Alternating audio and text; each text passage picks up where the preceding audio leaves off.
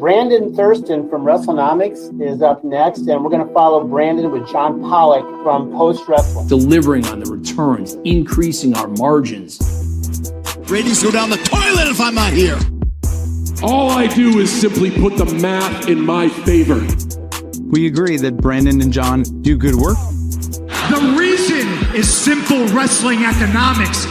I've been told the Netflix numbers. I've been told the metrics a little bit, probably 5 different times. I still don't get it. There were respectable wrestling journalists who needed answers. Thank you very much, members of the media. I hope you all go to hell. How about we pop a number right here, right now?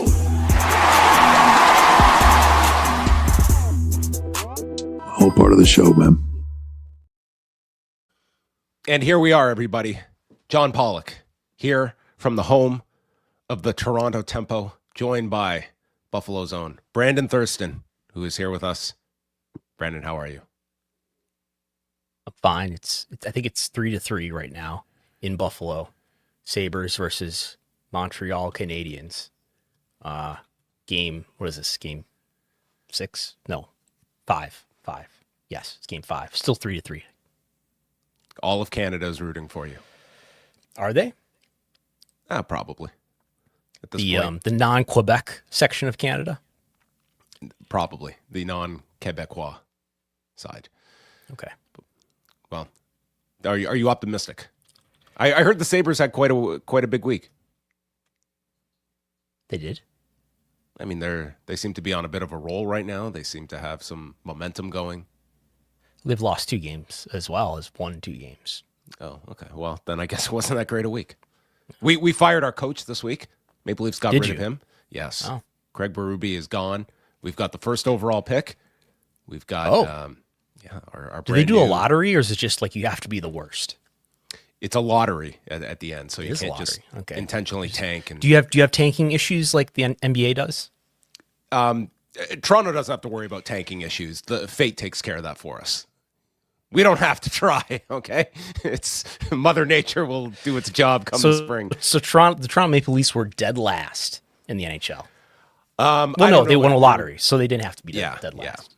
Yeah, exactly. So, yeah, I'm sure this is going to change our fortunes all around. That's your hockey talk, everybody. We'll talk to you next week. But today's show, a loaded one. We're going to be talking. Can wrestlers unionize in the year 2026? They don't want to do that.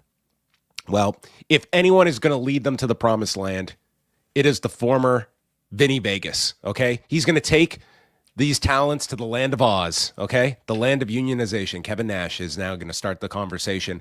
We have consulted with past guest Lucas Middlebrook. We're also going to go back to an interview, actually. I pulled up a clip from when our second show ever, the two of us. We had Lucas Middlebrook on, and was very relevant to this week's topic that came up, specific to SAG-AFTRA. Mm-hmm. This should be the logo for a wrestlers union, okay? The promised land. This is the great and powerful Oz that we are showing on the screen at this moment. Yes, as Kevin Nash famously informed Dusty, that Oz is not a person. Oz is a place. Let's not let details get in the way of a great character. Also, we have a guest coming up on today's show, and a guest we can guarantee on this show, because we know, folks, when we announce a guest, the industry gets nervous, okay? They start making phone calls, but not this one. We locked it down. Brandon is going to be chatting with Jennifer Kay over at Bloomberg Law. And what was Jennifer Kay up to on Wednesday afternoon?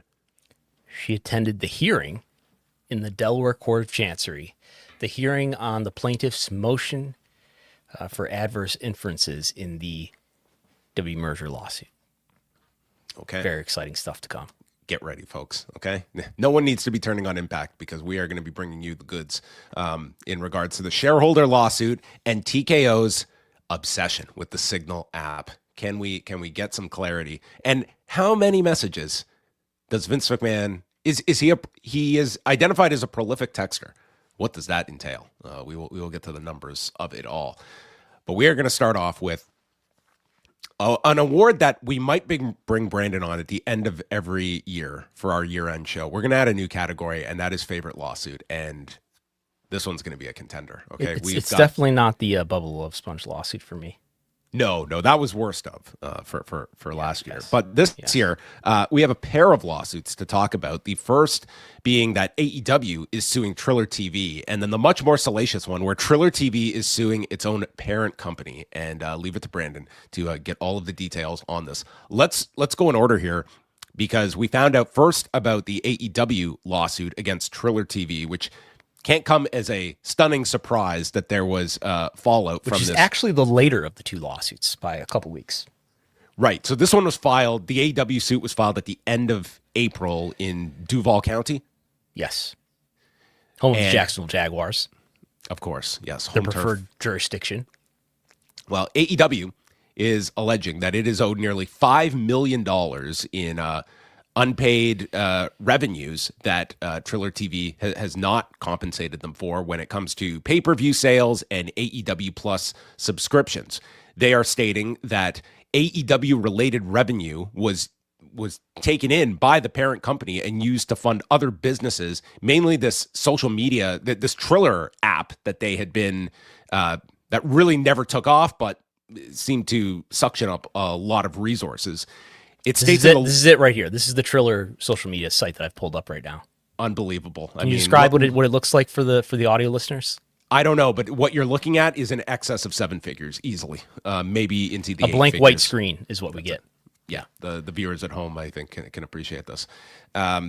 It states that the relationship between AEW, which started at the onset of AEW, functioned very well, along with some slow payments. But then in 2024, shit hit the fan here when Triller underwent its merger. And we found out through an SEC filing, AEW was responsible for 24% of Triller Group's revenue. And we also got the breakdown of the, I would say, very favorable rates towards AEW. When it came to domestic buys, AEW, it was like a 75-25 split and then a 65-35 split for international buys. AEW Plus subscribers, 60% went to AEW, 40% to Triller. So, and notably, the first, I think this is the first two pay-per-views, so this would probably be Double or Nothing and All Out 2019, 50-50 split. And then they made a new deal with these far better splits. I suppose AEW just had leverage because they were selling quite strongly relative to anything else on the platform. And we represent a quarter of your business, so that brings with you some leverage of the whole merged company, even more of the business for yes. So they send a demand letter to Triller in April that it was owed nearly $5 million, and this is with interest that is growing by 2% each month. And we'll learn more about sort of the turmoil within Triller about paying AEW what it was owed, but the defendants only managed to pay a fraction of what they had owed a year ago. And of course, since that time, My AEW has formed, and now AEW has no relationship anymore with Triller. They are alleging breach of contract, unjust enrichment, tortious interference, and other counts as well. So that is where things stand with AEW, and you know some significant money that they are owed from all of this. And it would be interesting to see what the split is with Kiswe, and what sort of more favorable terms AEW has now with My AEW as well, leaving from one to the other, because it would seem like this has been a fairly seamless move for them. Like, it's a very easy to use app for you. This is mainly for international subscribers as well, but like, they are the primary tenant here with this new group that they are working with. As far as I know, My AEW is doing everything that Triller did, including the domestic pay-per-view, which I think you can buy pay-per-view domestically through My AEW as well. In the U.S. you can. In the U.S., yeah, domestic, yeah. There's some good legal rhetorical flourishes here that I just want to briefly highlight. Usually we get these not from AEW. So this is there have been other parties who have offered us some good rhetorical flourishes in legal filings in the past. But here, AEW's attorney is writing, defendants, that's Triller and remember, they're suing not just Triller TV, but the parent company. There's just intermediate companies. Anyway, defendants failed to make the full payment due on March 1st, 2025, paying a fraction of the total amount owed, despite the remittance being a mere percentage of the total revenue defendants collected and had in its coffers. Emphasis original from AEW's viewers before wrongfully spending it on other ventures and expenses. Yeah, usually when you're referring to someone's coffers, it's never a positive way in which you are describing them. It's just this excess money that you could easily afford. And let's talk about this. Dude, this breakdown of Triller is insane. Like, if you want to look at why is it hard to get money from one section of the company to the next, look at this chart. This is like looking at the Samoan family dynasty family tree. Like, this is just insane what this Triller group incorporates. Look at Triller TV. It's to your bottom right, folks. And I guarantee you, most people watching this, they have only interacted with that portion of the business and would have no idea about all this other stuff that it falls under what is Triller Group Incorporated. Yes, here you're pulling up this is the Anawahi family tree that we're pulling up from Wikipedia. It's not that here. far off, dude. I think I could explain that family tree a lot easier than I could the Triller corporate structure here. Jesus. So, all right. We have, and this is important for our second story that we have to talk about. We have big Triller Group, which we will henceforth refer to as TGI. Okay. TGI, Triller Group Inc. TGI, and then the first subsidiary down is Triller Corp, a different subsidiary, which itself has all the rest of subsidiaries are underneath that, including another one called Triller Holdco LLC. That also encompasses everything. And then we start to get down into the pieces that people are more familiar with. Triller TV, which is actually, its corporate entity is called Flips Media. People remember the Flips app, which became Fight, which became Triller TV. Bare Knuckle Fighting Championship is in here, of course. The social media thing that I can't get to load. And a lot of other things, right? What else does this business do? So this merger, as I understand it, not having followed this as closely as maybe some others have, what's also in Triller Group Inc. is this, what does it stand for? AGBA? Is that what it is? Yes. AGBA is this Hong Kong-based financial services business. And I think that's the other big part of this business that the CEO in particular, whose name is Wing Fei Ing, thank you. Wing Fei Ing. I think that's where he comes from in this picture. And that's where when the merger happens in October 2024, that's when we start to run into problems. But yes, it's a very complex structure.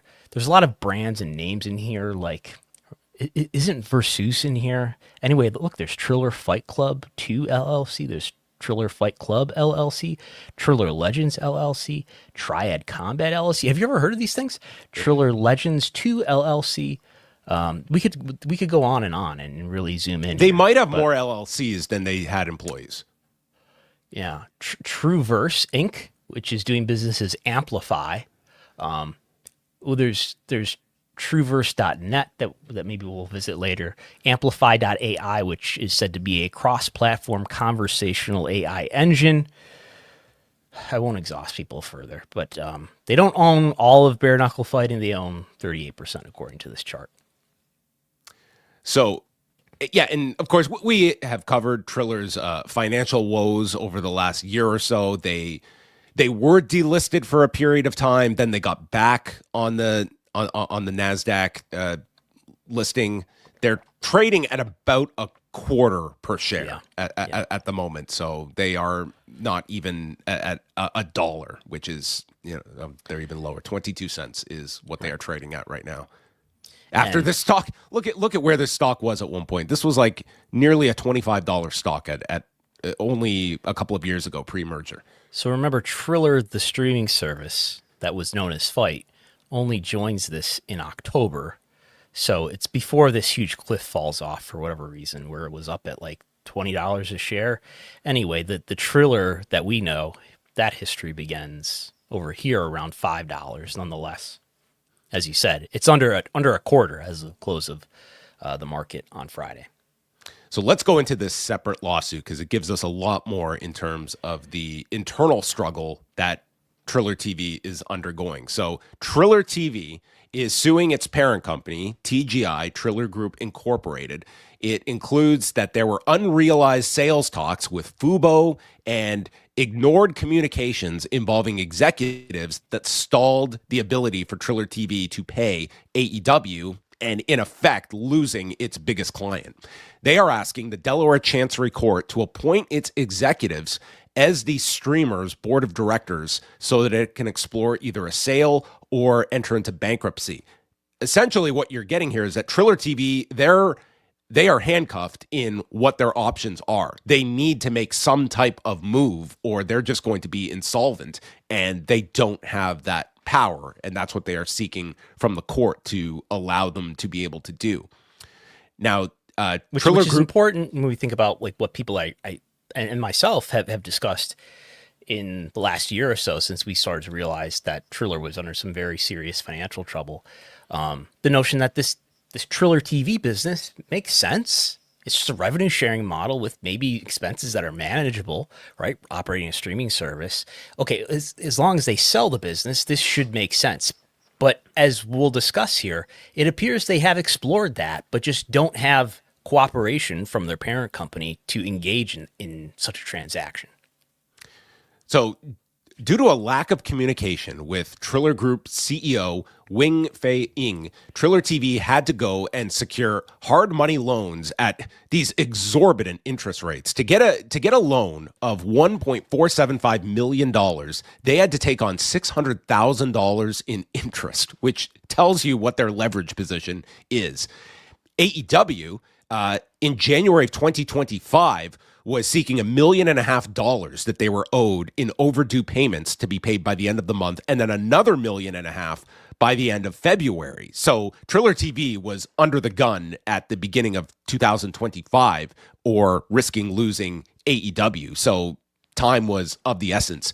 And during Triller TV's financial crisis, it states that 3 companies had made offers to purchase the streamer, and this included Fubo. There was an offer made October 10th of 2025, which, for all we have just detailed, they made an offer of $19.6 million, not to buy all of Triller, just to buy Triller TV. And the company's stake in Bare Knuckle Fighting Championship, Fubo valued Triller TV at $3.6 million as part of the offer. So it does sound like Bare Knuckle was what they were really after here.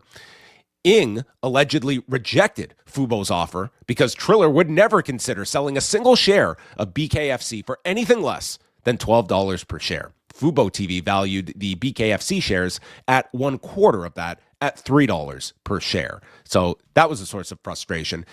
The key people here that Brandon included, we have told you about Wing Fei Ying, who, again, he's the CEO of TGI Inc. Then we have Costa Jordanov and Eric Winter. Eric Winter, you might remember, he was a very important executive at the UFC who helped get Fight Pass up and running. He had also worked at Yahoo as well. And Brandon, from what you reported here, like especially Eric Winter, he is trying to secure these finances to pay AEW, and Ing is essentially ghosting them. There are promises of wiring this money over, and then there are unanswered emails, and we're going to get into my favorite part here. But up to this point, explain to us maybe of what you have uncovered here in terms of just the kind of push and pull here between the parent company and Triller TV during this crunch last year. So they've provided. Now remember, they're suing. This is very unusual too, right? A subsidiary company is suing its parent company. I mean, I haven't covered every legal case, but this is the first time I've encountered something like this. So AEW, as you mentioned, demanded essentially $3 million one at the end of January, not of this year, but of last year, and another $1.5 million at the end of February. And this is where they attach this letter, this formal notice of insolvency, which basically means we can't pay our debts. And I think from AEW's perspective, this is like, you shouldn't be in debt. You're supposed to be sharing revenue with us. This is not like we're loaning you money and you have a debt. This is supposed to be a split, and you're supposed to pay us, as soon as you get the money, and you take your share that we've agreed on, and we take our share. But essentially and we know this money is coming in. Like, this money exists. It's coming in. AEW is a regular customer of ours. They're basically running pay-per-views monthly. And that's the assertion here, is that Triller was taking in this money to fund other areas. And then they were just hoping that, the left hand would make up for what the right hand was spending. And they were spending AEW's money. That's at least what is alleged here. And I think it's possible what they were banking on is this Triller app, which is kind of a TikTok competitor, that maybe remember the brief US ban on TikTok, that maybe Triller would move into that space and get a big opportunity there. When was that? Was that 2025? Was that last year? Anyway, yeah, that obviously didn't come to fruition, and TikTok is still alive and well in the United States. So yes, they go through this timeline, which is detailed in this formal notice of insolvency that's attached to their lawsuit, and they go through how in March, according to Winter and Jordanoff, Ing called Winter, and there's also this information about how they Eric Winter and Wing Fei Ing met at a hotel in Los Angeles, where Ing committed to wiring enough money to cover both payments. That didn't happen, allegedly, and TrillerTV was, as you said earlier, forced to take this high-interest, hard money loan. It doesn't say what that was secured with, but if you Google hard money loan, that's usually something that is secured with real estate. So they covered half of what AEW was demanding at that time. You go on in this timeline into March of 2025, and Ing is committed to wiring over $1.5 million, which allegedly he never does. Winter and Ing then meet in Miami in late March, the notice states, where Ing is supposed to deliver a plan, but nothing emerges from that meeting, according to this notice. There's greater urgency. You get into April, and they start in this notice. They're providing these what are said to be these quotes from emails, from actual written communications between these executives. And he's complaining about how there's no response from Ing for 3 days, and he's getting worried. And then literally says, "I am getting worried," in brackets, again. Yes. And then we meet one Bobby. Can you help me with this last name? Sarnevisht. All we need to go by is Bobby from this point forward. So Bobby, explain who Bobby is. Bobby is a member of the TGI board, and he's apparently on this email. He's still a member of this board at this time. He's a member of the board until May of last year, about a year ago. Anyway, he chimes in and says, "What's the plan here? Wing going dark isn't going to resolve the issues. The company is further put into harm's way. Never seen an operator not respond in a crisis time." Operator in quotations. The next day, some definite snark there. The next day, Ing wrote back with what's said to be his only response throughout what the document calls a period of crisis communications, where he says, take it away. "Why the fuck you copied to Bobby?" And that is allegedly the only communications that he shares with them during this time. All this is going on. This guy is ghosting them. He needs to wire millions and millions of dollars, and he finally responds. And that's the comment about copying board member Bobby on this email text chain, and is the highlight, and in capital letters as well. We did, by the way, get some comments on the record, and we of course did our best to reach out to Ing. I emailed him at something like 3 different email addresses that I was able to find for him. And by the way, I haven't shared with you, like, I did email something like 6 people a request for comment for this story, and I've been getting just bounce back notices on a ton of them. So I question if these people are still with the company. I question if just maybe their email domain is breaking. Anyway, to go back to in any of your correspondence, did you copy Bobby? I did not reach out to Bobby because he's not with the company anymore. We did get a comment from Wing Fei Ing that I'm trying to find here. He says, is active on X. So he's tweeting through. He's tweeting through it. But when we reached out for comment for the AEW story, which we reported earlier, we did get this comment where he says, quote, "We take these reports seriously and are reviewing the legal matter thoroughly. At this time, Triller Group Inc. has no comment." So to go back to Triller versus Triller, there is a separate lawsuit that was filed a while ago, like a year ago, by Bobby against Triller Group Inc. for broken promises about stock that he, like $500 million in investments they were supposed to get in the company. I haven't looked into this deeply, but Bobby is suing Triller Group as well. And it looks like Triller Group, I mean, it doesn't look like it. The docket shows that Triller Group has defaulted in this lawsuit, which means they just have not engaged with it. The other side has engaged with it. And because they've not met their deadlines, they've basically lost the lawsuit by default. So it, for whatever reason, why that's happening, whether it's because they can't afford to defend themselves in this case, whether it's because they've just decided that it's better not to engage with this for whatever. I mean, it suggests that the same thing may happen in this case. And there has been an order from the Chancery Court to expedite this because the plaintiffs, who is Triller Group / Flips, they are asking the court to rush this through because they're in a dire financial situation. We don't know how much money they've got left, but they're financially distressed. So they're looking for help, and so the key here is they're looking for the court, for the judge to say, you, Eric Winter, and you, Costa Jordanov, who are the Flips / Triller TV executives, you are the board of directors for this company, and you can make a transaction or explore bankruptcy, because that's the authority that they don't have right now to do what they need to do financially to their debts. Yeah, because it appears these two are the only ones that are like actively trying to, lessen the bleeding here. But in this past December, the two, Eric Winter and Costa Jordanov, they responded to Ing stating, rather than addressing the imminent loss of our largest customer, in reference to AEW, the threat of bankruptcy, or the urgent funding needs, the CEO of our parent company chose to respond only to object to the inclusion of a board member on urgent governance-related correspondence related to the infamous quote about Bobby. And then on April 2nd, I think Eric Winter's patience has evaporated because now we're going all caps on this one. Triller TV runs the risk of ceasing operations next week if the wire doesn't land and this turns into another unfulfilled promise. The anger, you can sense the steam coming out of this man's ears.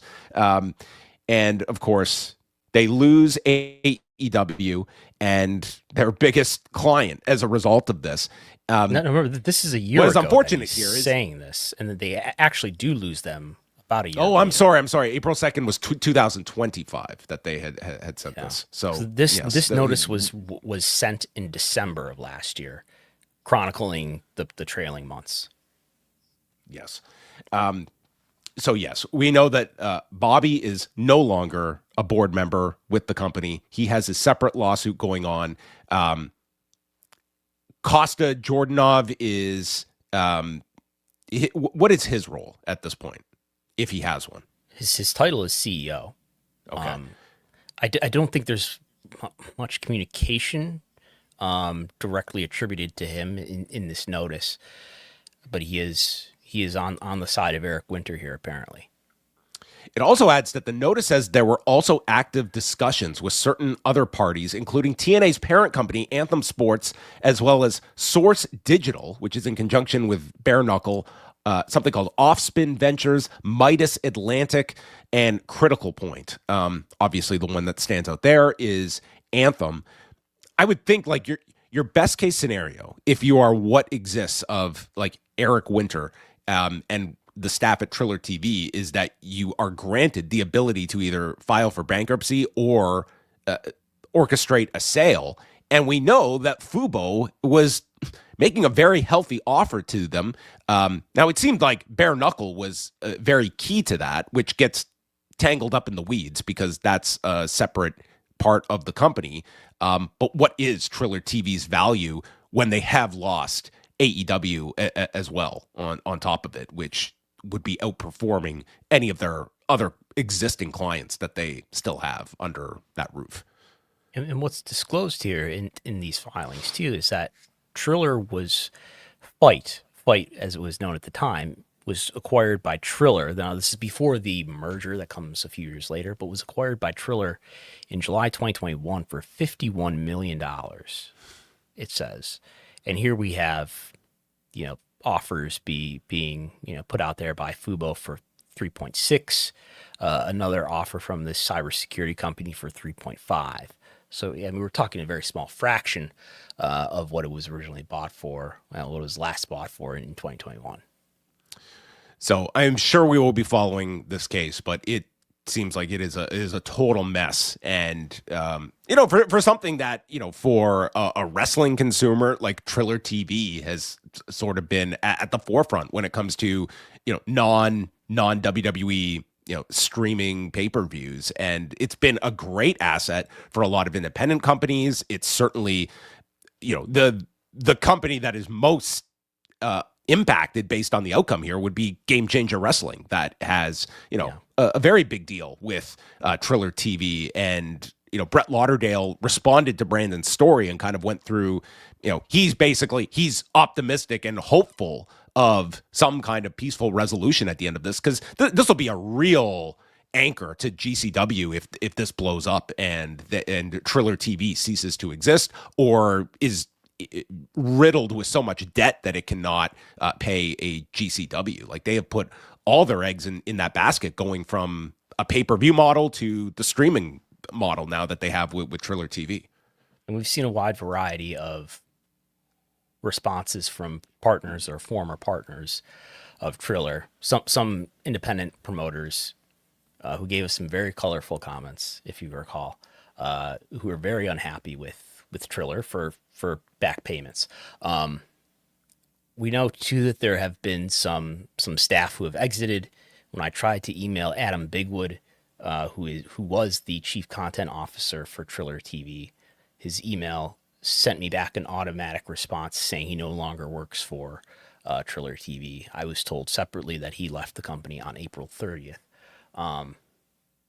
So I think people are probably, for the average wrestling fan, if you're using Triller TV, or if you're watching GCW or any of the other many companies that they have events for, they still, this website is still up and active. Yeah.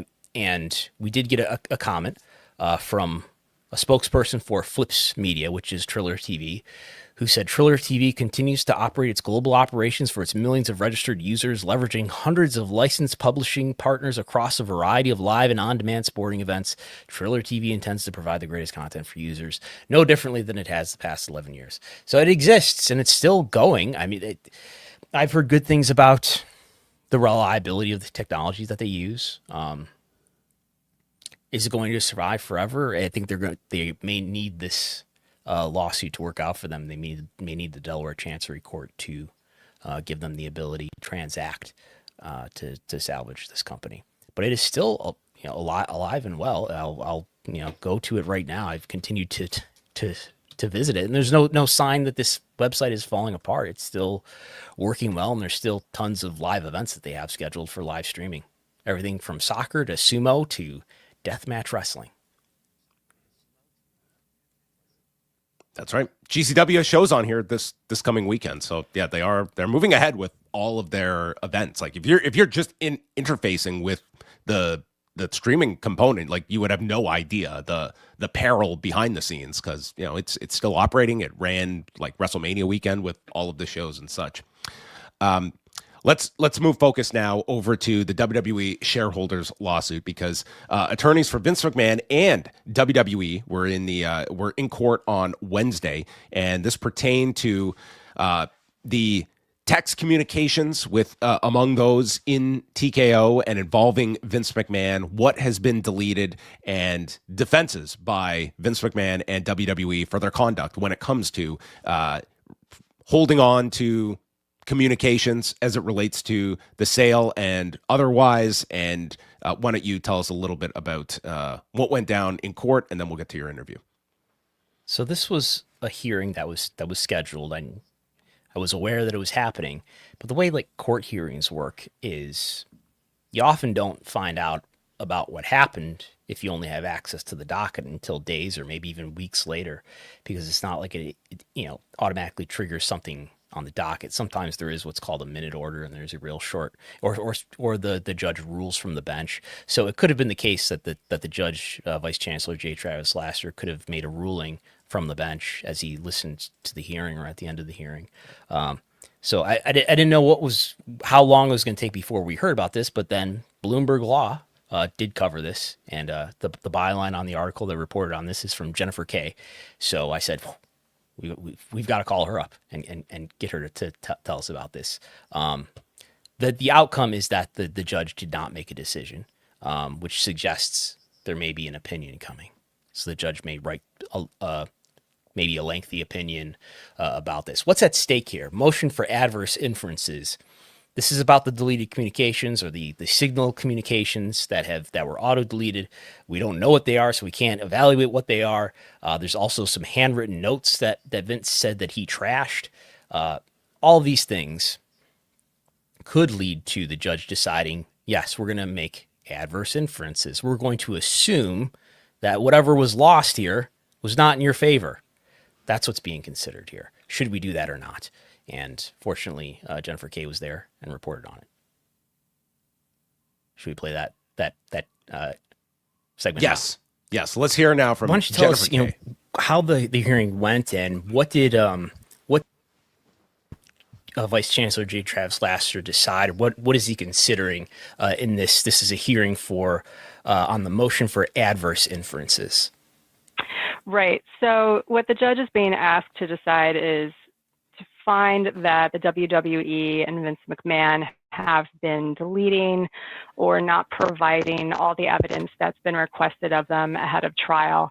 Things like signal messages, text messages, voice memos, phone logs, whatever the shareholders might want to use to prove their case that the merger was not a fair transaction. So they've submitted a number of briefs and a lot of exhibits for that motion.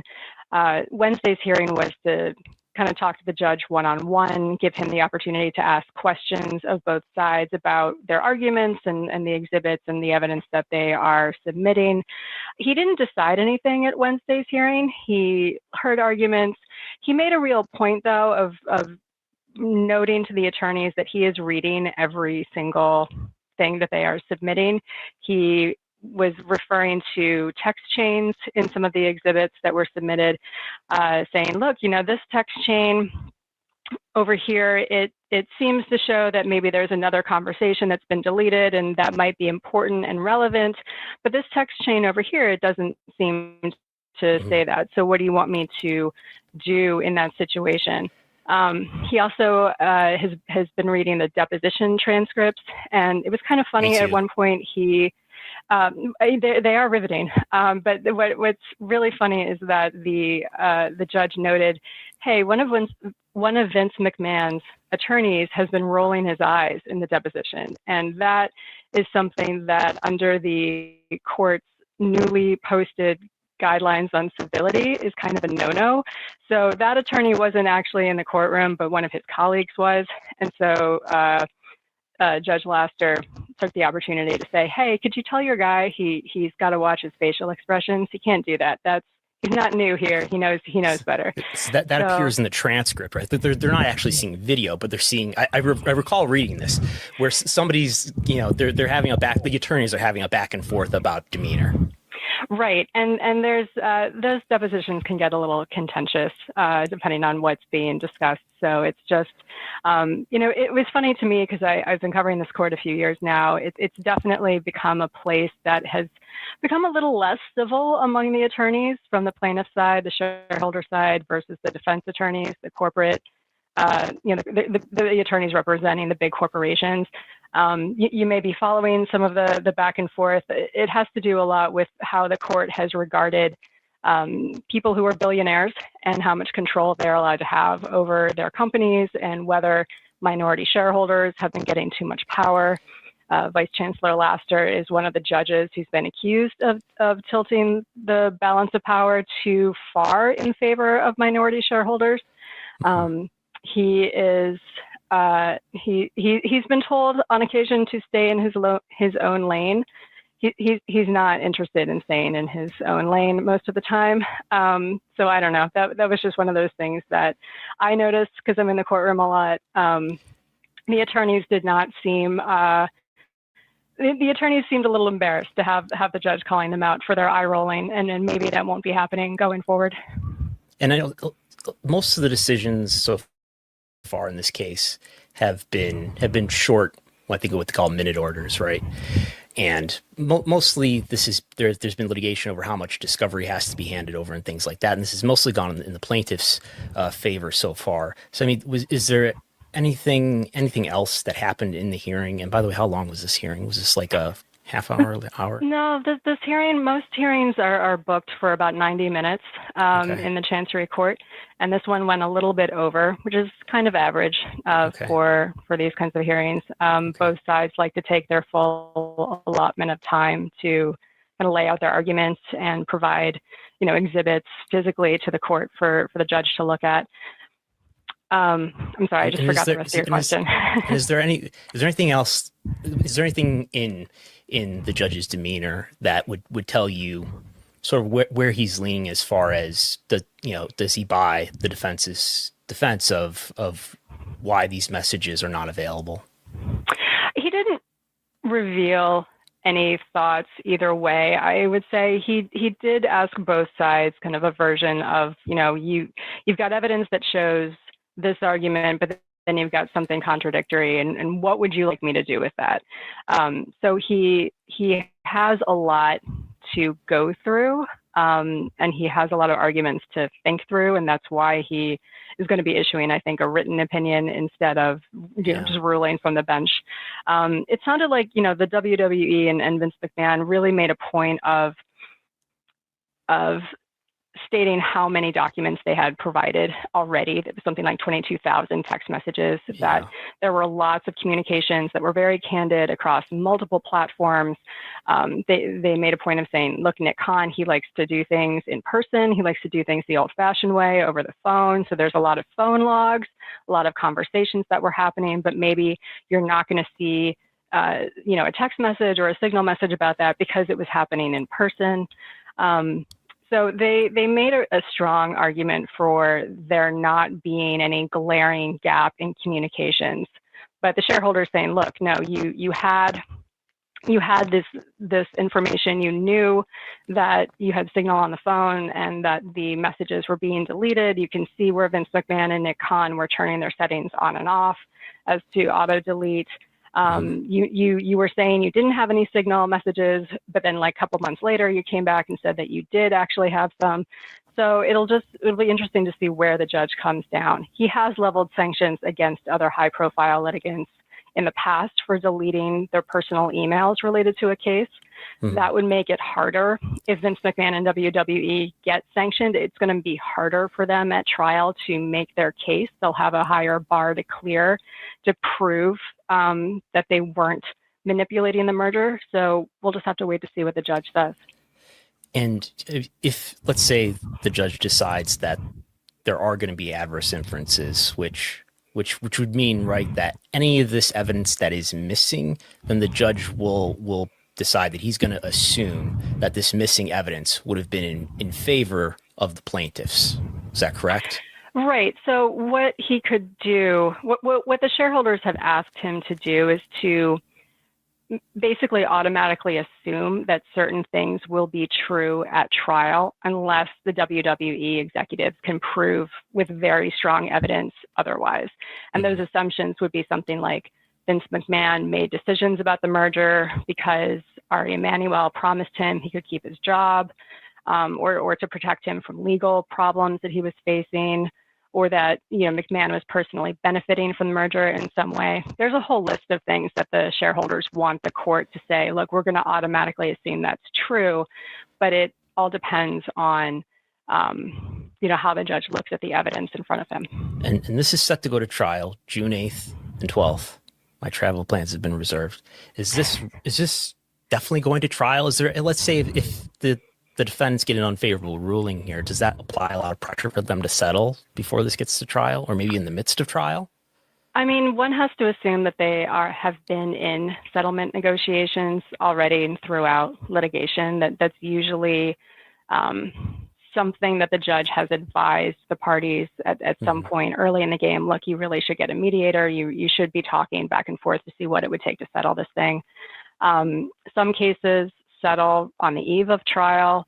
Last year, Meta went to trial for one day, and on the second day of trial, they announced, "Hey, we've reached a settlement." Other companies decide to take the risk. You'd have to wonder what kind of risk taking the WWE wants to do here. If they think that they've got a strong enough case that they can get the judge to see it their way and avoid having to pay out a lot of damages or only pay maybe nominal damages, they might think it's worth a trial. I don't know that the evidence at play here is going to be enough to sway a conversation on a settlement either way.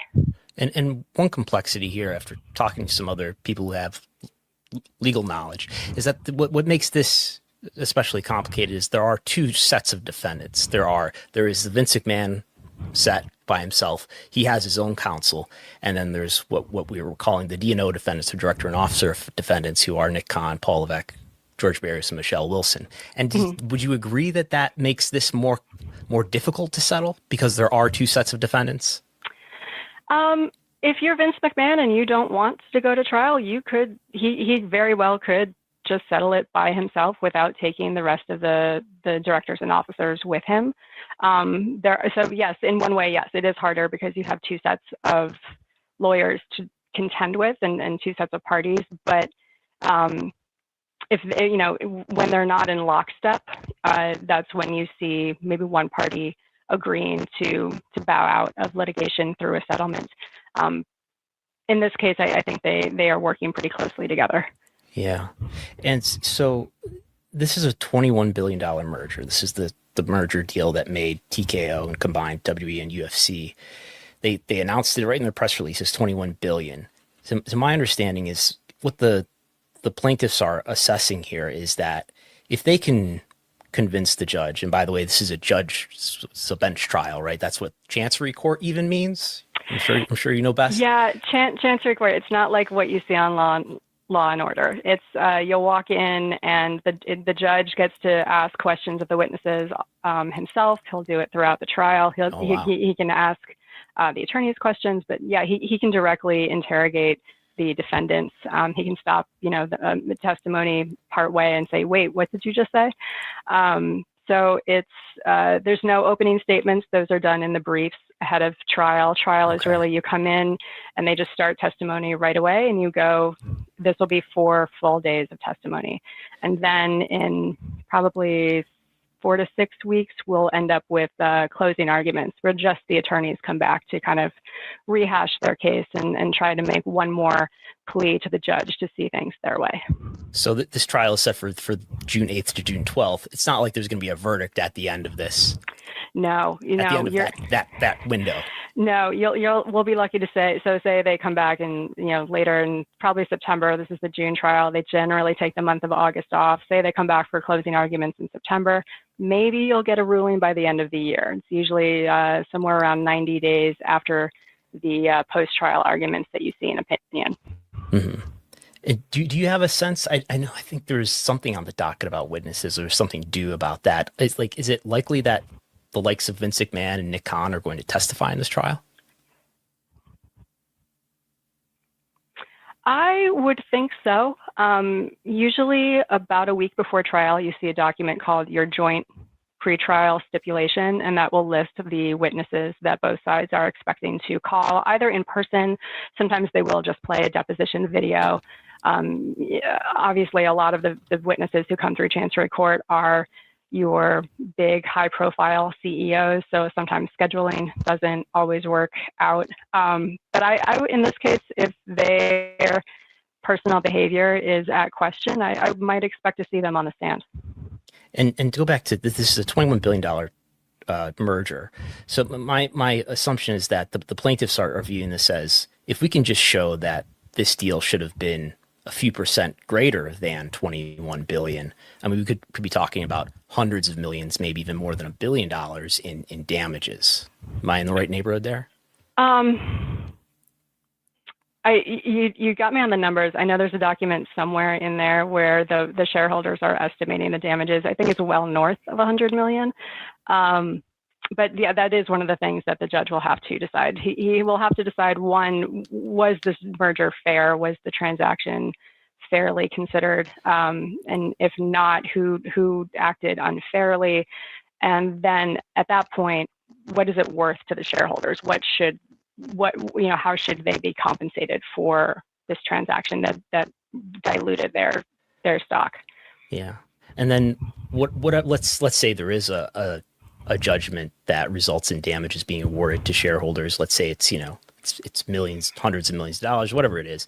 That'll be covered, I think, by liability insurance, right? At least in the case of the D&O defendants. But I'm wondering about Vince, because Vince is separated from the company now. That's a good point. And that is, you do have to wonder what sort of personal coverage he has if he's no longer covered by anything at the WWE or TKO. The other directors and officers, usually they have D&O insurance. Usually this is a thing that any big company has, just standard, because they don't want their top leaders to be personally liable under litigation.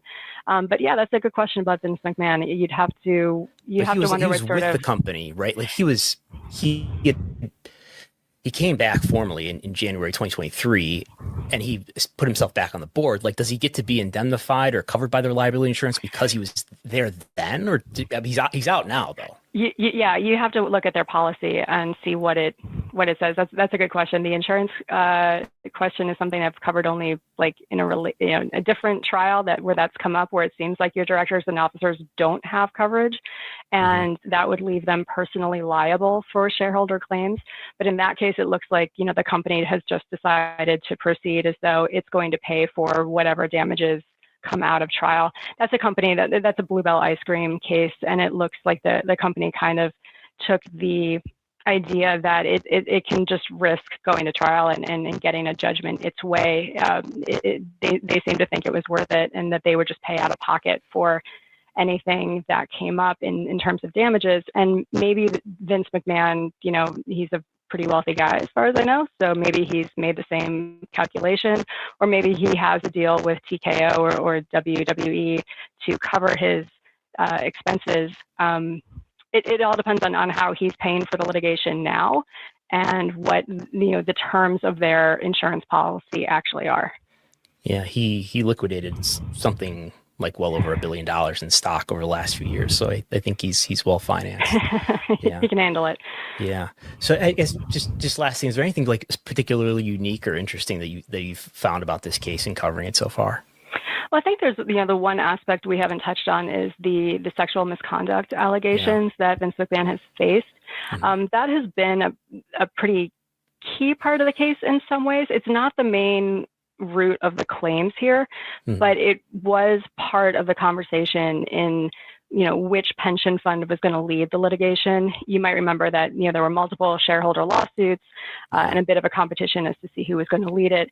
And the Ohio pension fund that's in the lead now, they were chosen because its attorneys could show that they had superior experience working with victims of sexual misconduct in the workplace, and just in general, and that they were able to kind of use that expertise to make their case to the judge to say, hey, we are going to be the best team to bring these claims all the way to trial and really get the evidence you want to see.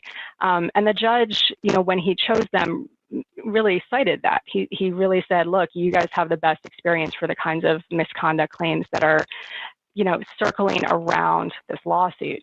And, that question of sexual misconduct and where it comes into play in breaches of fiduciary duty, that's a really interesting area of Chancery Court litigation right now. There's a handful of cases where sexual misconduct claims are the actual heart of the lawsuit, where the shareholders are saying, look, the bad behavior by our executives, or they're turning a blind eye to harassment and misconduct by our lower level employees. That's really diluted our shares. Like, the misconduct is the root of the claims for the fiduciary breach. And the judges have split, and these are multiple cases, and multiple judges have looked at them and kind of come down on either side. There have been split decisions as to, yes, you can use sexual misconduct as the basis for these kinds of shareholder claims. And some judges have said, well, actually, you can't do that without proving that there's some kind of cover-up or some sort of blatant disregard for red flags here. Like, you need some other element, not just the sexual misconduct. And so that's a really interesting area of evolution for these shareholder claims. So it's not something that's like the focus of this case, but that's the kind of atmosphere it's in.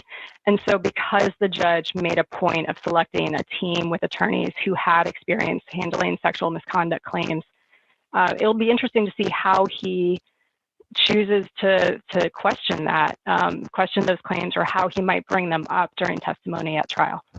Right. Do you see any particular way, like how that could play out here? Obviously, in this case, there's at least 4 NDAs that totaled well over $14 million that caused WWE to correct its financial statements. All of that is sort of the scandal that caused Vince to leave and then come back and then do this merger deal. But there's a separate federal lawsuit that's ongoing involving Janelle Grant against WWE and Vince McMahon. But I don't know if you have anything additional to add to that. No, I mean, yeah, I think it's something that, like the federal cases, some of the investigation for the stuff that's around this Vince McMahon, if it isn't directly cited in this case, the judge isn't going to go looking for it to bring it in. But I think it'll be interesting to see how he kind of balances those claims with what's in front of him, and trying to establish, what went into this merger and how it might have been manipulated, and whether, if it was fair, what was fair about it in light of those allegations.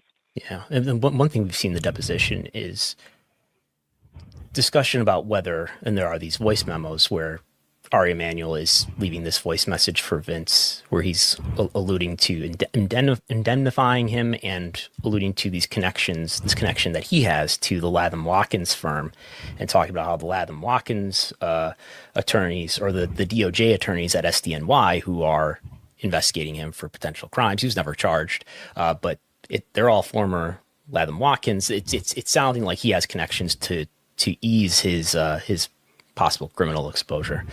But yeah, go ahead.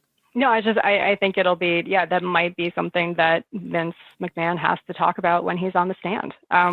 We'll have to see what the judge decides to ask about, or when he's on the stand, it wouldn't just be the judge asking him questions. He will get cross-examined by the shareholder attorneys as well. So you might expect to see some back and forth. Yeah, I don't think he's ever taken the stand before. But, okay, well, it was great to talk with you. I could talk with you much longer about this and really nerd out. But thank you very much. Yeah, thanks for having me. This was fun. Thank you very much, Jennifer. We'll continue to follow whatever coverage you do for this and for the rest of the Chancery Court. Appreciate it. Yeah, we'll see you at trial.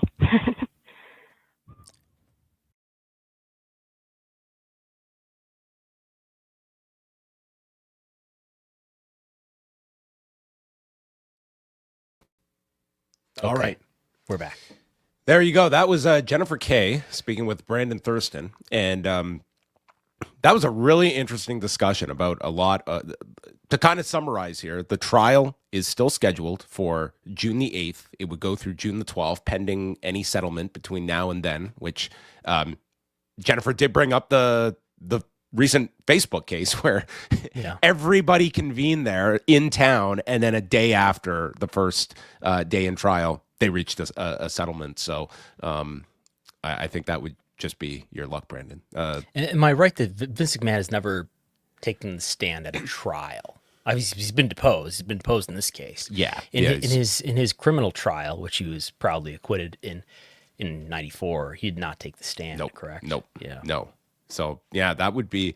So as you mentioned, there would probably be a week out that we would get a sense of like who would be taking the stand if a Vince McMahon would take the stand.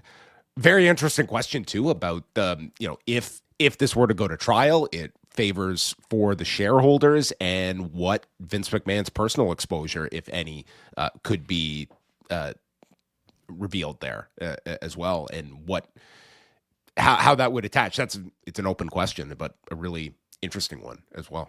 Yeah, and Ari, in that voice memo where he says there's some allusion to Ari indemnifying Vince in some manner, whatever they're discussing there, which of course Ari cannot remember the particulars of what he cannot explain what he's alluding to. He's vehemently denied that he or TKO or himself personally or Endeavor had indemnified Vince. Now I don't know if that means indemnifying him from a case such as this. I don't know. That's something to try to learn.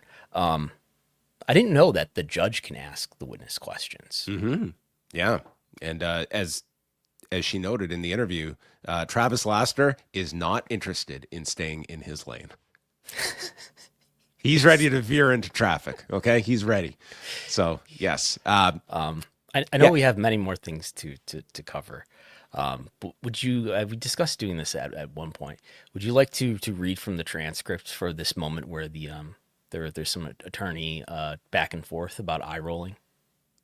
Sure, if you have got it handy here. It's prepared. So what we have here in the red is we have Kim Davis, who is a plaintiff attorney with the law firm called Block and Leviton. And then we have one of Vince's lawyers, who is Stephen Atkinson. Oh, I want to be Stephen. I'll be Stephen Atkinson. Okay. We need Vince though too, because in blue we have Vince. Okay, I can handle Vincent as lawyer. I think I can differentiate voices. Don't worry. I'll be the plaintiff's attorney, Kim Davis. Okay, and so she's examining Vince McMahon here. So is the blue Vince? The blue is Vince. The red is Kim Evans, and the yellow is attorney Atkinson. Atkinson, Gotcha. Vince's attorney. Okay. So Kim Davis, they're talking about a legal hold notice, and she says to Vince, "Do you recall receiving it?" I received a number of these things through the years. And then the notice itself says that the subject matter of this one is the Wall Street Journal article that is also attached. Do you see the Wall Street Journal article on page ending in 96? Where were we now? Do you see the Wall Street Journal article that's attached? Yes, I do. And that's the subject matter of this record hold notice. I don't know. I'm sorry, for the record, why are you rolling your eyes? Do we want to get into that? I mean, do you see the attachment following this? Is it the same? Is it the... I mean, we're looking at a document. I can do it. I just don't know. The document. I didn't speak.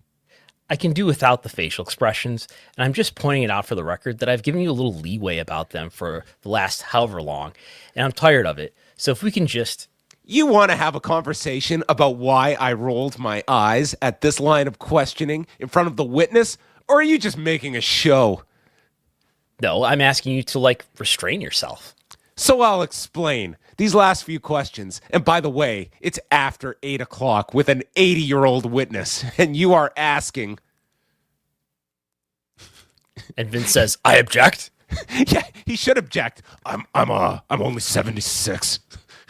Vince says, I'd object to that. And Atkinson goes on. No offense. The notice itself says the subject matter of this one is the Wall Street Journal article that is also attached. Question. Do you see the Wall Street Journal article on a page ending in 96? Where are we now? Question. Do you see the Wall Street Journal article that it's attached? Yes, I do. And that's the subject matter of this record hold notice. I don't know. I mean, it literally says the subject matter is the Wall Street Journal article, and it's attached. Yeah, what's your problem? I don't understand why we're wasting Mr. McMahon's time. Because Let me finish. You just asked me a question. I don't understand why you're wasting Mr. McMahon's time establishing points that are on the face of the document. Because... That's all. Let me respond to that. It's because the witness is having a difficult time following my questions. So I'm very much trying to be gracious and lead him through the exhibit so that he understands and we can get out of here, okay? So please control your face. Thank you. Mr. McMahon, I apologize for that. Let's look at the first page of this exhibit. I'm sorry. And they go on. Amazing. I really hope that you get a front row seat to meet Mr. Atkinson here. It sounds like a... So I assume that's what Jennifer was referring to, is that moment there. Yeah. Don't test this guy after 8 o'clock, okay, with an 80-year-old. He might be 90 by the time this trial rolls around, but yes. The legal arena, it's endless sorts of entertainment. It's high comedy. I think of that every time I read a good legal filing. It's the highest comedy there is. All right. We're going to go through some other topics here. We did get an update this week as it regards to WrestleMania 2028. And, of course, this was all spurred by Nick Khan's tease at the non-public town hall that Pollock and Thurston listeners got to hear from regarding, you won't believe where we're going to be going in 2028 for WrestleMania. And one of the cities that lots of people started to speculate upon was London. And would Sadiq Khan get his full replica championship by landing WrestleMania? The big question. And it turns out that after some prodding, you were able to get a pretty significant comment on the record from the London mayor's press office. Tom Degan? Yeah. Tom Degan, who works with the economic desk at the mayor's office in London, told us there are general discussions with WWE, but at present, no specific discussions around bringing the 2028 WrestleMania to London. He also gave us a quote earlier, which we did not think was newsworthy enough on its own to run, where he said that Mayor Sadiq Khan is, quote, determined to bring even more sports from around the world to London, including the biggest WWE events, and continues to discuss future possibilities. Yeah, I mean, it was really a no comment we got initially, but to Brandon's credit, he pushed here to get more specific, and he got more specific here. This is very clear that there are no specific discussions, and if you were to take Nick Khan at face value, it sounds like they have 2028 locked down, and of course, our previous reporting, certainly it feels like Nashville is in the driver's seat for WrestleMania 2028 and would seem to be the one that, the Nashville Convention and Visitors Corp has confirmed to Post Wrestling that they are working on a future date with WWE. So not confirming anything, but would certainly lead to the belief that Nashville would be the front runner for 2028. Right. Nashville is being rather upfront about the fact that they are, what did they say, working on a future date with WWE when we asked specifically about WrestleMania in 2028. I mean, journalism is just the art of asking questions in email and following up and writing things in a polite enough way, hopefully, most of the time.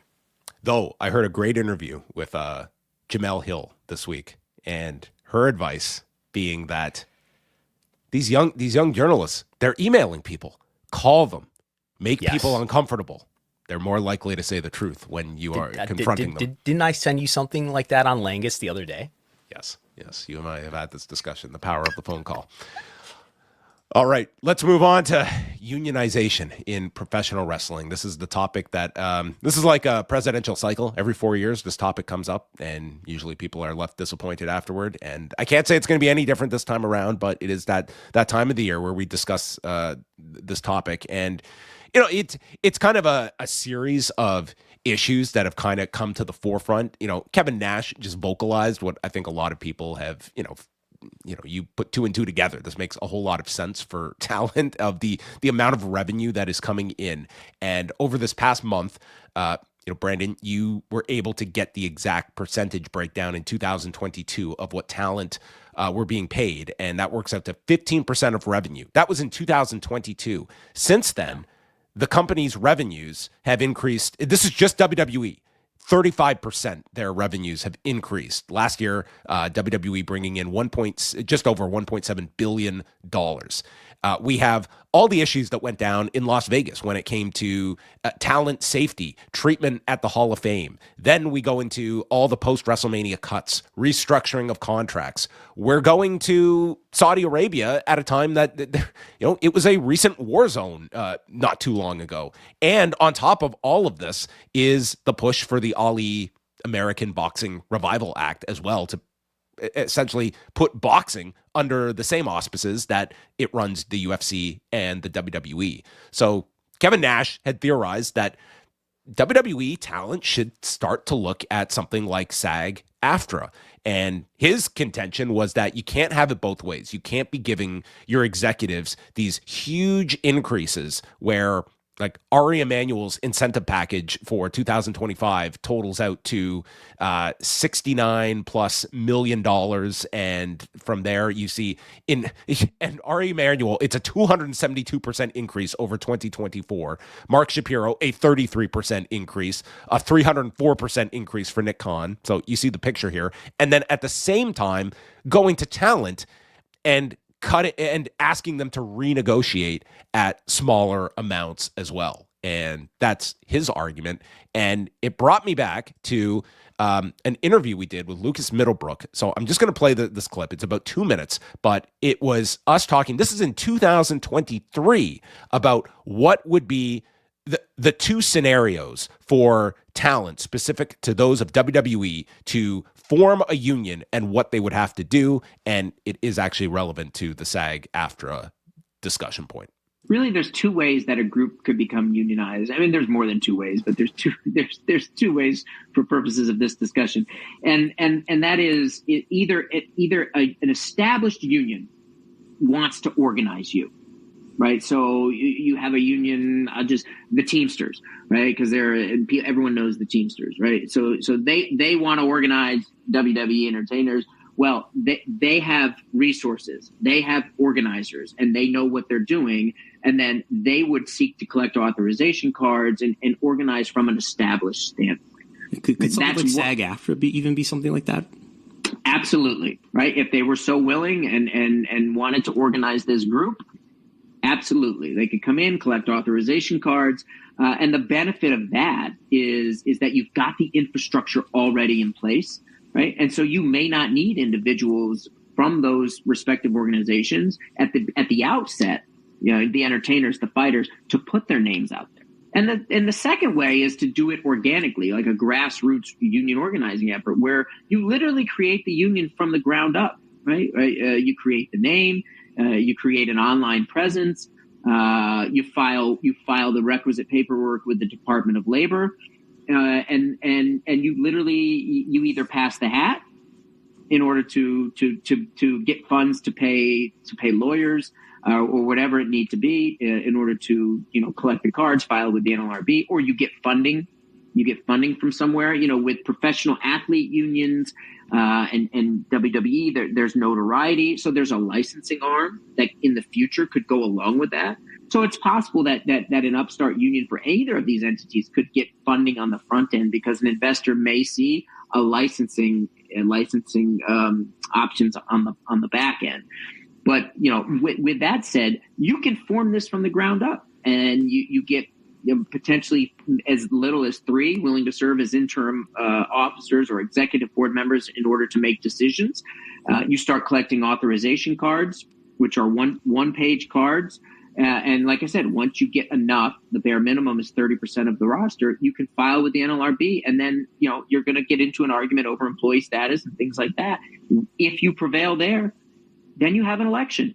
And if 50% plus 1 of the group votes yes, you're now certified by the National Labor Relations Board, and either of those entities now has a legal obligation to bargain in good faith with you over the terms and conditions of employment. So that was labor attorney Lucas Middlebrook. So that was from 2023. And I did follow up today with Lucas to just kind of go over all of this. And I mean, he kind of explains it there in the clip, but essentially, they would just need to contact SAG-AFTRA to determine if it would be willing to serve in a union representative capacity for WWE talent. Assuming that they would be willing to serve, then they would need to collect authorization cards and obtain them from at least 30% of the talent roster. That's the minimum they would need. They would probably want more than that, but that's the bare minimum. Then SAG-AFTRA, if it was able to collect those authorization cards, it could first approach WWE TKO to seek voluntary recognition. They probably would not receive that. And then they would file a representation petition with the National Labor Relations Board, backed by the collected authorization cards that they have already accumulated from 30% of the roster. And then the NLRB would investigate whether it has jurisdiction over the matter, the appropriate bargaining unit. It is during this period that WWE and TKO could argue that the talent are independent contractors ineligible to unionize. The burden of proving independent contractor status would be on WWE and TKO to prove. Lucas does note here, under the current presidential administration and NLRB appointees, this presents a hurdle, and he would expect a contested hearing to decide the issue. But if they did succeed through that process, they would hold an election. All they would need would be 50% plus one, and therefore they would be able to vote in favor of unionizing and certify SAG-AFTRA as the group's collective bargaining representative, and then WWE/TKO would have to collectively bargain with talent and through SAG-AFTRA. So it's like, this is not this crazy pie in the sky process. What the problem is actually forming that kind of collective vision that would be needed of the roster. And 30% might not sound like a lot, but this was something that just could not get off the ground in the UFC when, Leslie Smith was trying to just get something going, and it was just impossible just to get names, even anonymously, to support this effort. The wrestlers don't want to. That would be a bad idea. That would be dangerous for wrestlers. They'd be risking their jobs to form a union. They shouldn't do that. Well, it would be about as risky as signing a WWE contract for 5 years that could be ended at any 90-day cycle within those 5 years. We have here from Joe Pompliano, who's he's a popular guy in sports and business. You're sort of listing if we take his word for it. This is from 2020, granted, but all these other team sports leagues, the big four, are at about 50% each. The PGA is at 27%. He lists the UFC at 16%, which sounds right. Tennis, the US Open at 14%. I'm inclined to believe that this 15% number that we've found for 2022 is probably something that they're budgeting towards as a target, so that when you do see the talent cuts, it's probably to trim down to get back to that budget. Is there something about those team sports and the culture of team sports that's not present? It is conspicuous that we have these sort of individual sports here. Golf, UFC, tennis, that are a lot less than 50%.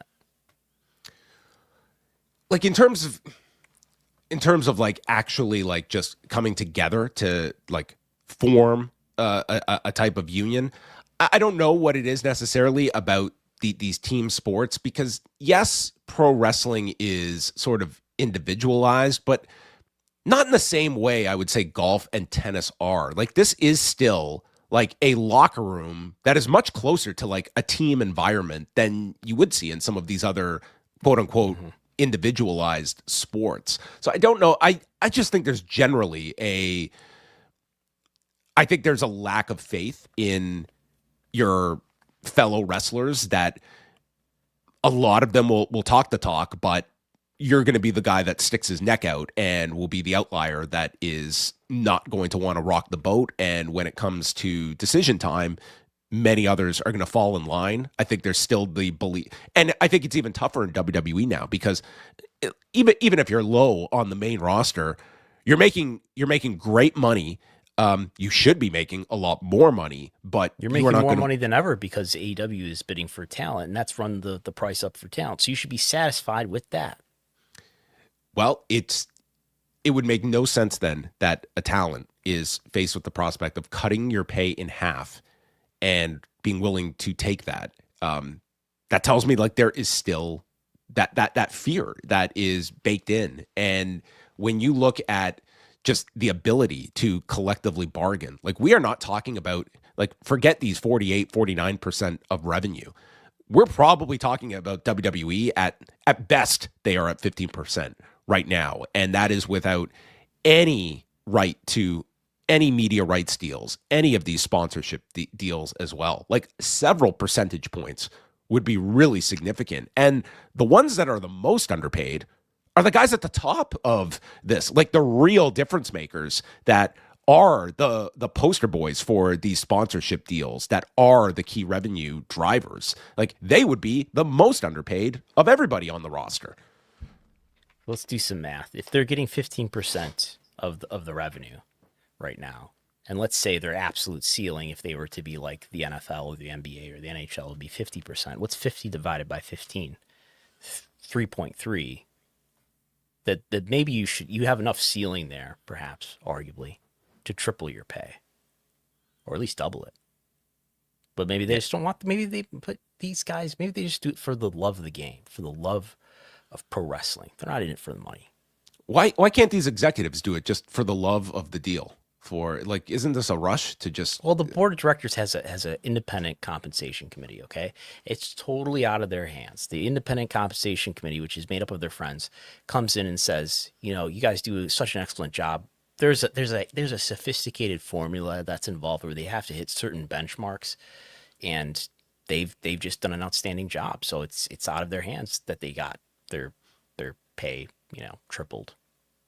Yeah, I mean, Nick got his quadrupled. Sorry. You got to be prepared. Okay, got to save up for that rainy day. Listen, it's at such a level now that as I've said, like there are a few times that come across where talent really do have significant points of leverage to play, and I don't think anything is going to be made of this.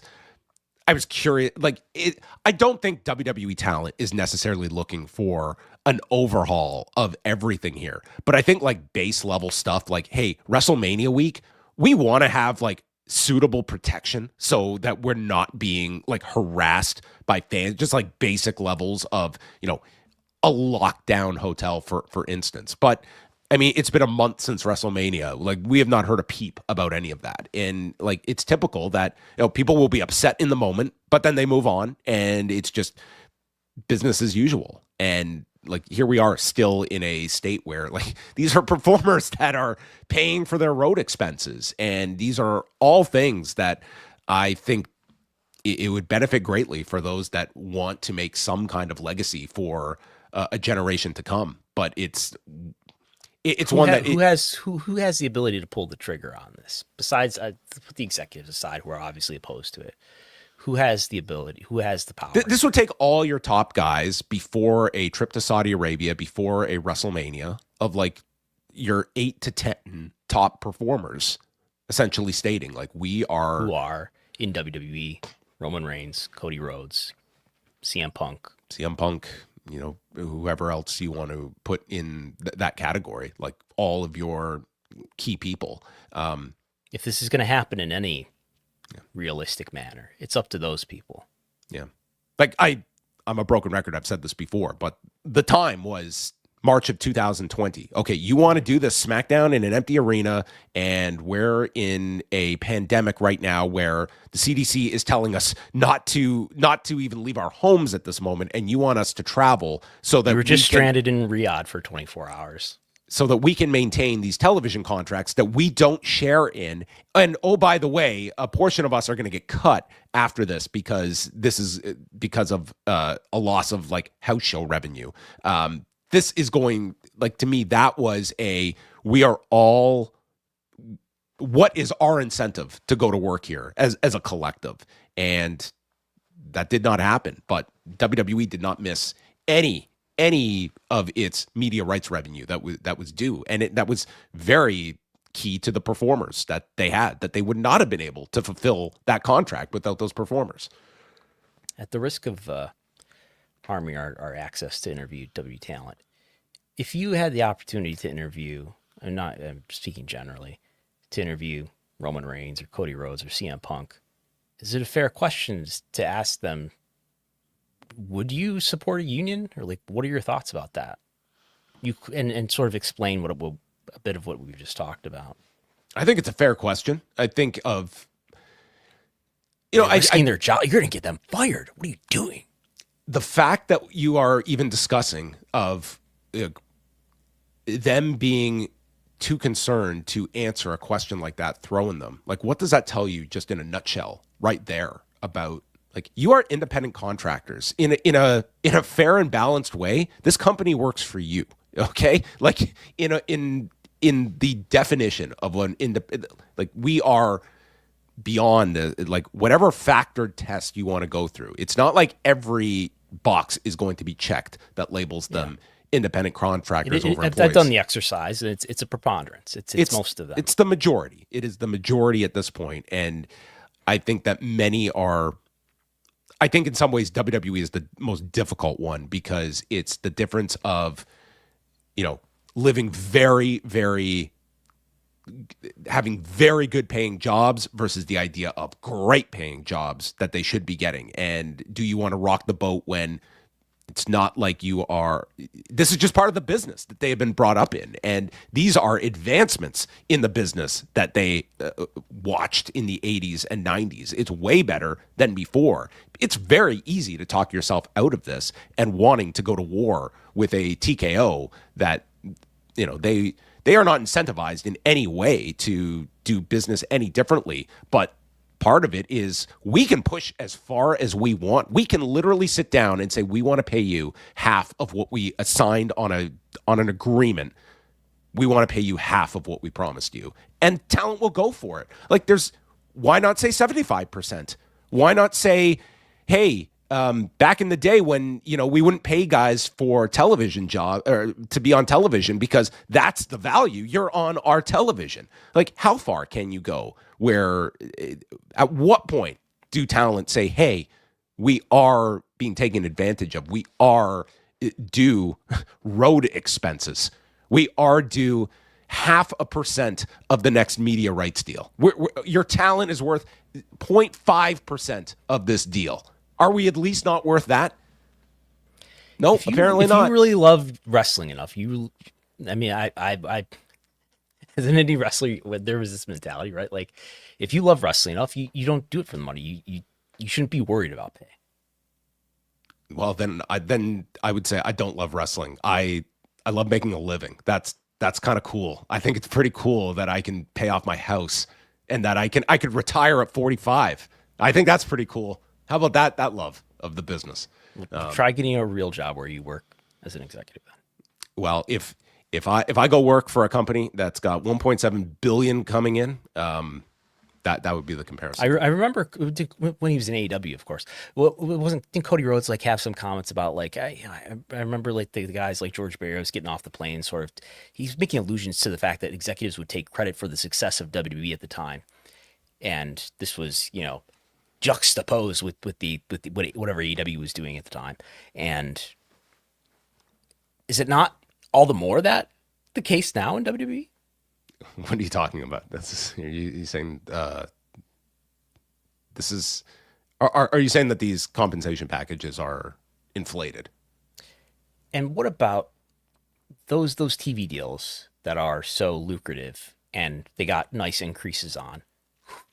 Who gets the credit for that? It should go to the executives who made those deals. Roman Reigns, Cody Rhodes, and the rest of the talent roster didn't make those deals. Then next week they should be able to. Then if the talent all banded together, they could put Raw on next Monday with a whole fresh set of performers, right? Just new characters. Yeah, maybe it'd be Ari Emanuel versus Nick Khan. Yeah, tell me, put your tickets on sale. The summer tour featuring the best that Memphis Championship Wrestling has to provide on the local scene, unless they band it together as well. It's an interesting discussion. We have hopefully outlined certain steps that could be taken. I look at this in an interesting way. It's one that certainly I've heard certain people at least be talking about this of late. Do I imagine it materializes to much? I don't, but it's going to be a question that revenues are only going to continue to go higher. And then I think for many talents, it's simply like when there is such a aggression, like the cuts and renegotiating contracts, it's just a reminder of the control and what level of power do you have as a performer. And I think it's kind of beaten into you that you are just a cog in the wheel, and you should be lucky that you work for this company. And quite frankly, it's you on your own might not be the person that is going to change the industry, but the entire roster that does command power in numbers, because they would not be able to produce their television next week if they did not have these specific performers. But it would require a uniform stance from top to bottom. We should find the clip, as I know he said it, where Mark Shapiro, I think he's at a media conference, and he's literally bragging about the fact that they have no unions in UFC or WWE. We are the commissioner. There's no union. We're the league. We're all that. I guess for the most part, I look at this like less as like a moral thing, unless we're talking about safety, which in some cases we are. And we're talking about WrestleMania hotels being invaded by fans, who aren't behaving themselves. That's the case. But in general, these are wrestlers who are paid fairly well. But I would say they are just overlooking an opportunity for leverage and for negotiating power with people who have the vast majority of that power, who are getting rewarded much more handsomely than you are, and they can absolutely afford to pay you more. You're just not taking the action to negotiate in the most effective way. Like, just have a guaranteed contract. I mean, is that not like a basic principle that you as an association would argue for, that if you are signed to a 5-year contract, you might not be used for 5 years, but you're going to be paid for 5 years. That is going to be guaranteed. All these people are signing are a 90-day contract. That's all they owe you. They owe you nothing more beyond that. It's the same when you hear in the UFC XYZ fighter has signed an 8-fight deal. No, they have signed a fight-to-fight contract where the UFC at their discretion can cut you anytime they want, but you, the fighter, do not have any leverage of after 2 fights, you want to go fight elsewhere because you have a better offer to take. It's completely like these are coercive contracts. And there will be messaging.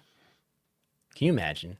Like if there were ever some actual traction in unionization or organization of wrestlers or fighters for that matter, can you imagine the mobilization that we would see from the sports media with the sort of anti-union rhetoric?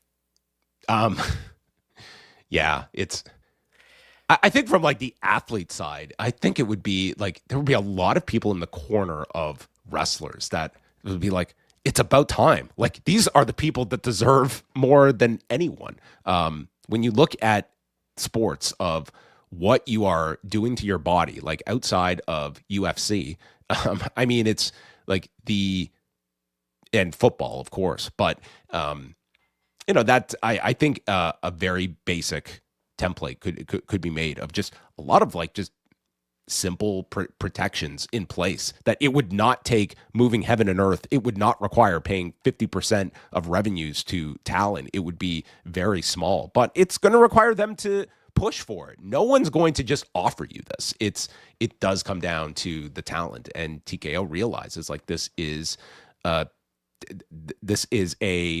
product is the talent, but there's no pushback that we have had to contend with, and it's made UFC and WWE very viable businesses for that very fact. It's going to be bad for fans because then the wrestlers are going to go on strike, and you're not going to have your 52 weeks a year of pro wrestling. It's a very easy sell to fans if you are TKO that listen, hey, this is going to. You think prices are high now? These guys are making us pay. It's going to fall on you, the fan. Like, it's very easy for the business to like. Unions are not typically going to be fan friendly, or at least they're not going to be positioned that way. It comes down like, and many fans are probably not going to care about the well-being of these people. You're going to have to pay more. You have to pay even more for tickets, even more for your streaming services, even more for your cable packages. And they're probably going to go on strike once in a while.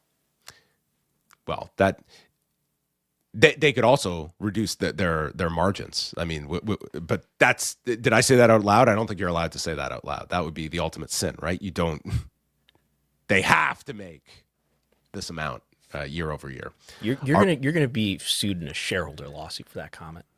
You know what? I might stop getting these WWE promotional emails that I'm inundated with. We have gone way long, so let's just wrap up here. Did you get the number for the Backlash hour on your ESPN2? I did. 998,000 viewers watched the first hour of Backlash on ESPN2. That does not include however many unknown viewers watched it on the primary ESPN Unlimited app where the whole show was streaming. 998,000 viewers, a 0.33 in the demo. Is that a success or a failure? No million? It didn't reach 1 million, even if you round it up. How does this compare? If we look at the panel, I did get Spoiler TV does have the panel only 1,043,000 and a 3.7. I don't have the first hour, which was the pre-show, I guess, but it did like a quarter of what the 1 hour actual show did. Yes. Interesting times for Nielsen. Nielsen is the greatest. I've heard they are great. They're the best at what they do. And Tony Khan still loves Nielsen. Well, that's what you were told today. I asked Tony Khan a question about just with the wide variances on Nielsen at the moment. Great question, by the way. Well, I asked what and I totally understand why you would ask that question. It was a great question. And as soon as I asked the question and heard his answer, I realized this guy, I was not setting him up to just, bury Nielsen, but I realized he was not going to step on Your question Nielsen. was, what metrics do you look to measure your success or failure? Yeah, given the unreliability we have with these numbers and the fact you have disclosed many times you don't get the HBO Max viewership, and ticket sales are one thing, but like it's very hard to book a week-to-week product when you don't really have a reliable scorecard. And I think that's a pretty fair assessment of what Nielsen is at the moment, with the constant changes and what is considered a success, what is not, what are you promoting effectively, what is not catching on. And I think it becomes very difficult. This is not like traditional sports where it's like you're presenting the product and whether numbers go up and down, it's like there's small tinkering you can do. But for a fictionalized and sport/entertainment property that you are writing yourself, it becomes very difficult to have a long-term plan and get a sense of what is connecting with your fans. They still have attendance, and they're not the company that's changed their ticket prices dramatically, and their ticket movement, according to WrestleTix, which imagine if we didn't have WrestleTix, is moving in a kind of positive direction, right? Yeah, it's year over year, it's up and down. I guess we're not through Q2 yet where it is negative, but Dynamite at least in Q1 was up 15% and was up 6%. They have a very big number coming up next weekend at Double or Nothing. They're probably going to sell out Louis Armstrong Stadium, so that's a positive for them. The TV is not really. They did a very good number a few weeks ago. It was like 2,300 the other night in Asheville, North Carolina. So it is somewhat market dependent, but the week to week television is not doing spectacular attendance numbers. We also had the announcement TKO has entered a multi-year agreement with the Arizona Sports Events Alliance. That is a mouthful. This will be a multi-year deal that will bring 7 events to the state of Arizona. This is a combination of UFC, WWE, PBR, and Zuffa Boxing as well. I look forward to the crossover with PBR. So 7 events, and this one just screamed our favorite term, everyone. As such, going forward, we'll be referring to these site fees more broadly as financial incentive packages, or as we like to call them, FIPs. You got it, Mark. So look out, Arizona. And finally, WWE has added a domestic house show tour for the summer.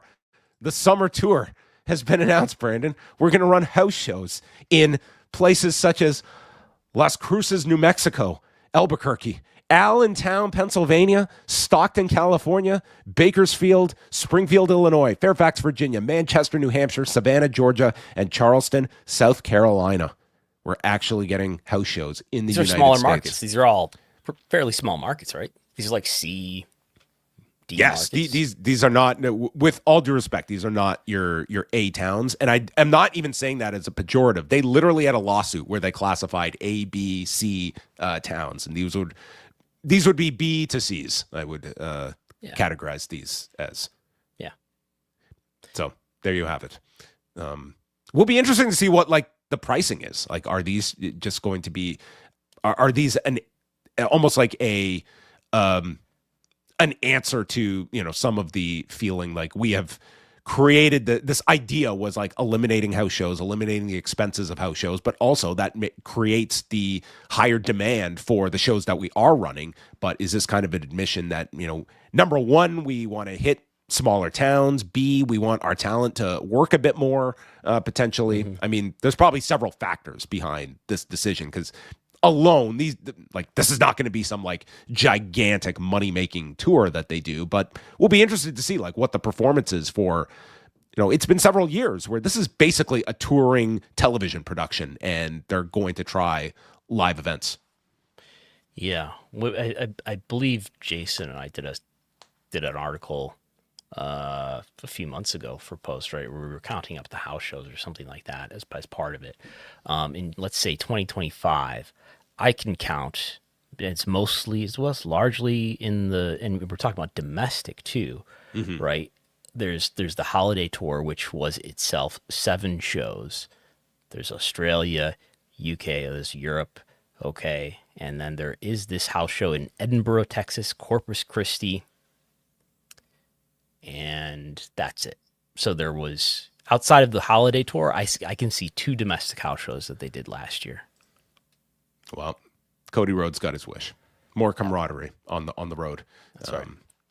Careful. Not too much of a comrade. All right. Yes. Road expenses. Make sure you get some good deals on your hotels. All right, everyone. There you go. An extended edition of Pollock and Thurston. Yeah. But we want to thank Jennifer Kay for stopping by, chatting with Brandon, who maybe you will have a seat beside come June the 8th. If this one, do you feel confident that this is going to make it to trial? What's your over-under on this occurring? Well, she covers the Chancery Court specifically, and she seems pretty confident it's going to get to trial. So I think it's going to get to trial. Okay. Would the worst case scenario be you get into Delaware and it's as she mentioned, the eve of the trial they reach a settlement? I mean, that would be the worst. You at least want to get one day of the trial in like Facebook.